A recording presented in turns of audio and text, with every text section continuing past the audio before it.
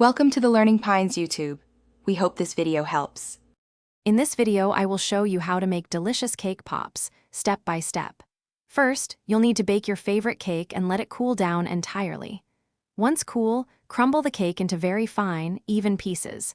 Then, add about 2 to 3 tablespoons of frosting to the crumbled cake.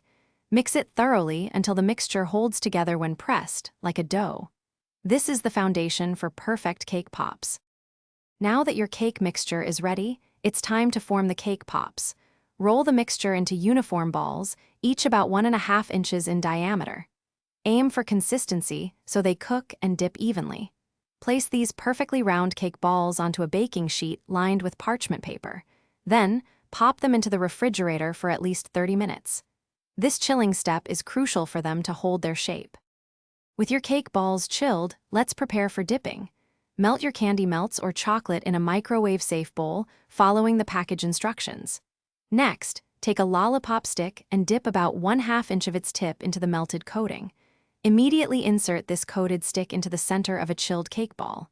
Let these set for a few minutes, either by standing them upright or placing them back on the parchment paper. This creates a strong bond.